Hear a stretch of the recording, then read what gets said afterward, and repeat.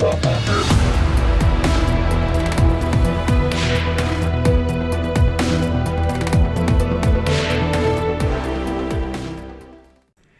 entretiens des patriotes, bonjour à tous. 666, chiffre fétiche d'Emmanuel Macron. Avant de répondre à cette question et de traiter de très nombreux sujets d'actualité, je voulais remercier tous ceux qui me permettent de me consacrer essentiellement à la réinformation en m'aidant avec ces merci rémunérateurs. Et aujourd'hui sont à l'honneur Gilles Baclé, Joseph Holmgren, Martine Reynaud, VTT Pollux, Dambre-Neige, Laurent Ziran et Gérard Blanchon. Merci à eux du fond du cœur. Et je tenais aussi à vous remercier pour votre soutien inconditionnel, les petits pouces levés, les gentils messages, la diffusion sur d'autres réseaux sociaux. Hier, j'avais évoqué la traîtrise de Nicolas Sarkozy. Je vous avais questionné, qu'en pensez-vous? Et il y a, il me semble, unanimité. Vous êtes tous d'accord, Nicolas Sarkozy a trahi l'esprit gaulliste. Et vous êtes très nombreux à avoir regretté d'avoir voté pour lui en 2007. Et oui, c'est encore quelqu'un qui nous a abusés. Allez, on va changer de sujet. On va commencer notre vidéo par la tradition estivale, la météo du jour. Ah, il y a une différence par rapport aux autres météos. Vous remarquez que ce sont des prévisions que j'ai trouvées sur Météo France et nous étions donc dimanche. Vous avez deviné pourquoi j'ai pris cette capture d'écran le dimanche 13 août. Pour une raison simple, je voulais voir si les prévisions de Météo France n'avaient été pas un peu exagérées, histoire de terroriser la population ambiante. Est-ce que la carte qui vous est proposée par Météo France correspond aux prévisions? Alors évidemment, des prévisions ne correspondent jamais exactement à ce qui va être la météo du jour. Il n'en reste pas moins que l'expérience pour l'instant se révèle toujours la même. Les températures des prévisions sont systématiquement gonflées. Si vous regardez les deux cartes, vous vous apercevez qu'il fait beaucoup plus chaud selon les prévisions du dimanche 13 août pour ce 18 août que la carte qui vous est proposée le matin. Voilà, il fallait le démontrer, c'est fait. Et j'ai d'autres captures d'écran, bien sûr, en réserve. Alors, pourquoi ont-ils communiqué sur cette chaleur qui est normale pour l'été? C'est enfin un peu de chaleur, j'ai envie de dire.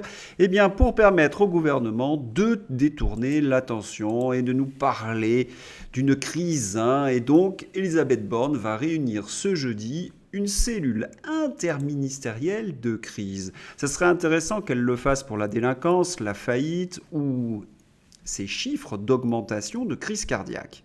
Elisabeth Borne essaie ni plus ni moins de détourner votre regard de tous ces problèmes. Une canicule, cela ne mange pas de pain et cela ne met pas en cause la responsabilité du gouvernement. Par contre, si Elisabeth Borne devait organiser une cellule interministérielle de crise sur le record de faillite d'entreprise, là, les choses auraient été différentes. Elle aurait été obligée d'avouer qu'elle est responsable de l'augmentation du prix de l'énergie, qu'elle est responsable de l'effondrement de votre pouvoir d'achat. Alors, oh, une canicule, oui, cela ne mange pas de pain. Et puis, d'autres sujets nous arrivent tout aussi désastreux parce qu'ils annoncent une grave récession, comme la chute de 39,9% des réservations de logements neufs, qui évidemment accentue la crise. Alors, certains pourraient se féliciter de la baisse du prix de l'immobilier, certainement, mais cela signifie également une baisse du pouvoir d'achat des Français. Et quand l'immobilier va mal, c'est toute l'économie française qui va mal. Oui, alerte rouge sur la croissance, la récession pointe son nez. Dans la presse de désinformation, vous n'avez plus que le plan canicule. La délinquance, la chute de l'économie française, ça, ce n'est absolument pas important. Le jour où nous tombons en guerre civile, le gouvernement mettra certainement en place une cellule de crise ministérielle pour traiter de l'acné ou des coups de soleil. Voilà, toujours ces tentatives de détournement de l'attention des Français. À tel point que Philippe Murer finit par s'agacer. Les Français se sont débrouillés depuis des siècles tout seuls. Quand il faisait chaud l'été, laissez-les tranquilles. Oui, cela suffit, cette infantilisation de la population.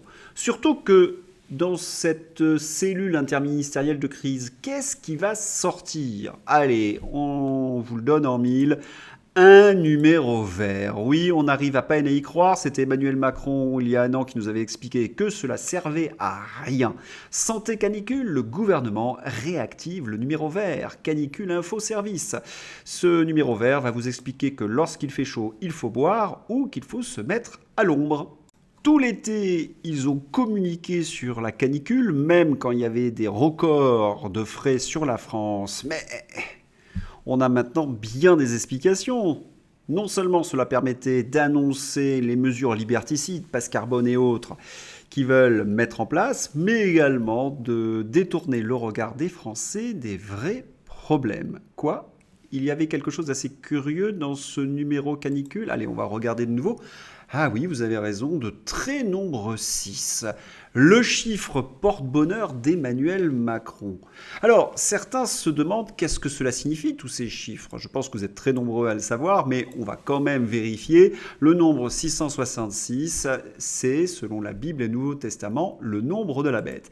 Or, Emmanuel Macron aime bien communiquer avec cette idée d'apocalypse. On se souvient notamment de l'interview qu'il avait donnée à un journal anglais, et il avait dit à ce moment-là, ce sont ses paroles, « Après, je crois que notre génération va savoir que la bête de l'événement est là, et elle arrive, qu'il s'agisse du terrorisme, de cette grande pandémie ou d'autres chocs. » Il y a déjà une certitude, Emmanuel Macron joue avec nos représentations religieuses, la bête de l'événement, 666, comme si nous étions à la fin des temps.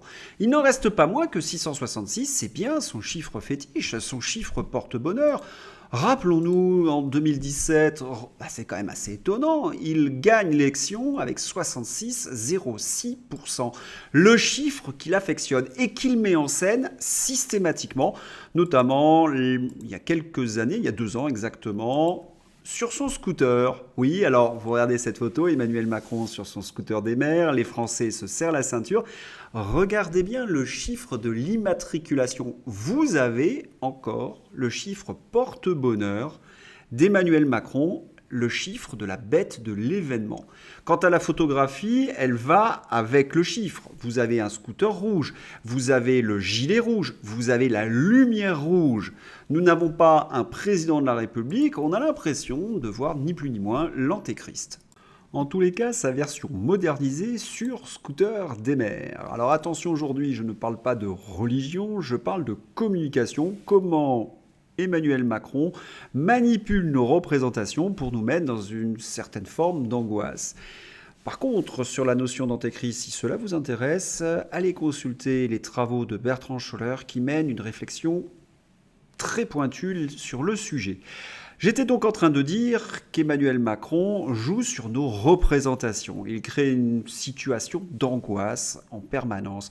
Et cela ne date pas du Covid. Bien avant, souvenons-nous, lorsqu'il avait osé se représenter dans une lumière crépusculaire avec un ton lugubre, cela avait étonné tous les communicants. Les coulisses de l'étrange allocution de Macron. À l'époque, Marine Le Pen s'était fendue d'un tweet en disant « Mais qu'est-ce que c'est que cette communication crépusculaire ?» Emmanuel Macron prépare depuis très longtemps sa communication de l'apocalypse. Et vous le savez, il est servi par toute la presse aux ordres qui n'hésite pas à vous montrer des images d'apocalypse à longueur de journée. Canada, Hawaï, Tenerife, la planète toujours frappée par de violents incendies. Les médias et Emmanuel Macron entretiennent un climat d'anxiété. Ils réutilisent donc le vieux fond chrétien de l'Apocalypse pour créer une sorte de sentiment de terreur chez nos compatriotes. Et vous savez pourquoi ? À partir du moment où les gens ont peur, où les gens perdent leurs repères, il est facile par la suite de leur imposer des mesures liberticides. Je vous renvoie notamment aux politiques du Covid. Et si on parle du Covid, on est obligé de constater que Macron n'est pas le seul à utiliser ces vieilles astuces. Ce sont tous les membres du World Economic Forum, tous ces young leaders qui utilisent cette communication. Je trouve que la photo d'Emmanuel Macron est très parlante là sur le trombinoscope du World Economic Forum. Trudeau a utilisé les mêmes ficelles. Pustula, la hyène, a également utilisé la technique de l'angoisse. Pour ceux qui auraient raté quelques épisodes, Klaus Schwab est le fondateur du World Economic Forum, c'est-à-dire l'association de grandes multinationales et de gens puissants dans le monde. Ils ont un but, ce n'est pas un complot, c'est écrit noir sur blanc sur le site du World Economic Forum, c'est une gouvernance mondiale, un nouvel ordre mondial. Alors, il y a quelque chose d'absolument inouï, c'est que lorsqu'on parle de cette gouvernance mondiale ou de ce nouvel ordre mondial, les journalistes aux ordres parlent de complot, alors que c'est le projet qui est libre d'accès sur le site du World Economic Forum. Il suffit pour s'en convaincre de regarder par exemple Davos 2030 ou de lire le livre de Klaus Schwab, The Great Reset. Klaus Schwab et Noam Hariri ont théorisé cette stratégie de la terreur et du chaos. Ça leur permet en effet de faire avancer le nouvel ordre mondial, ce fameux calendrier de la gouvernance mondiale. Le seul ennui, c'est qu'ils sont en échec parce que toutes les mesures qu'ils ont préconisées se sont révélées des catastrophes. Quant à Emmanuel Macron, à force d'abuser de cette stratégie diabolique, eh bien, les Français finissent par le détester. Alors, il est dans une phase de reconquête parce que il y a la rentrée et il invente des scènes de bain de foule, un petit peu comme Catherine II, visiter au XVIIIe siècle des villages Potemkin, c'est-à-dire des villages factices. Lorsque l'on regarde BFM TV, on est admiratif, les Français adulent Emmanuel Macron.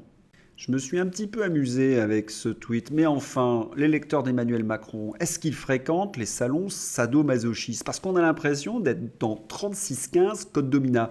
Quelle est la souffrance que Macron n'a pas infligée aux Français?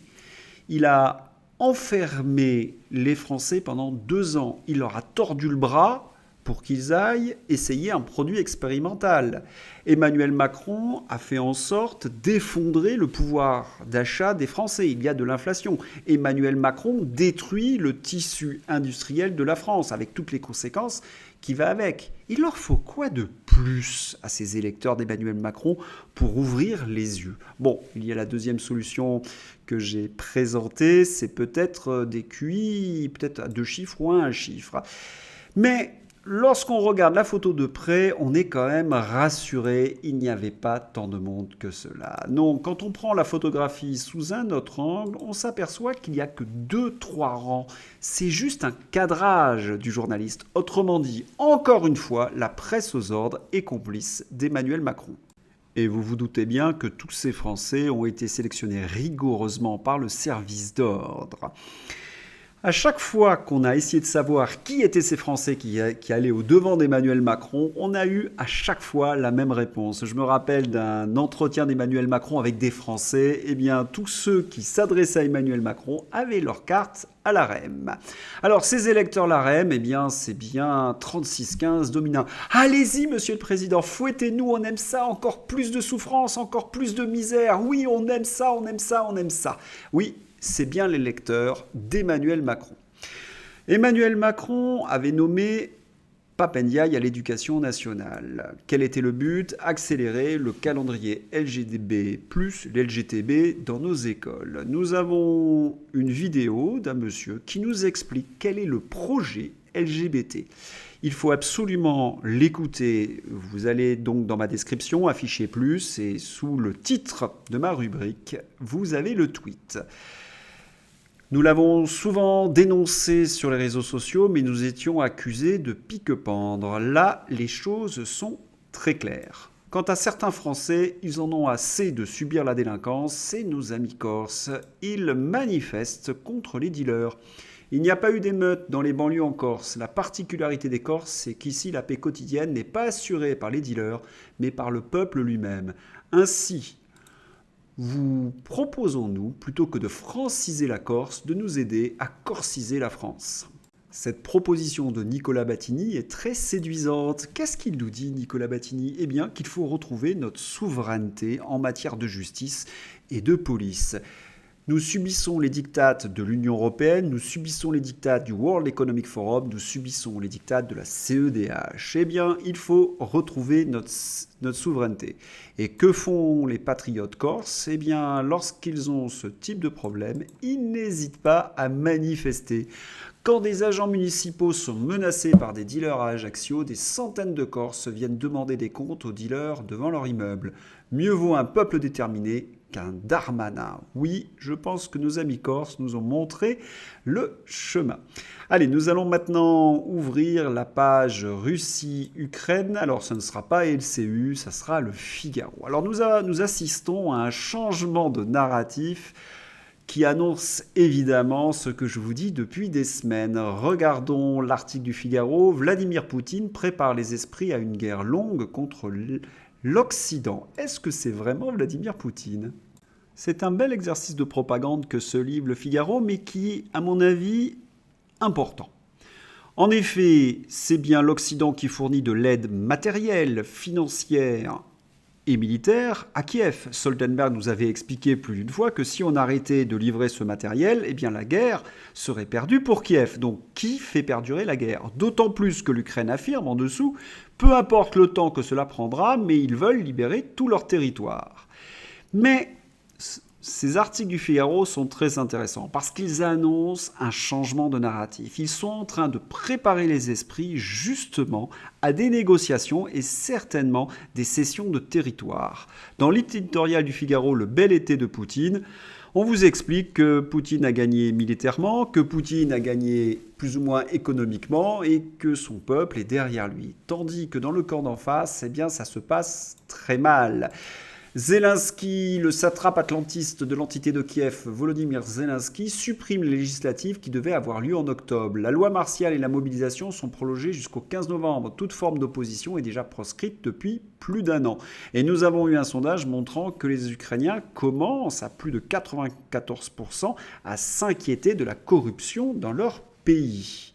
Et les défaites s'accumulent pour l'armée kievienne. C'est ce que nous rapporte Hervé Carès.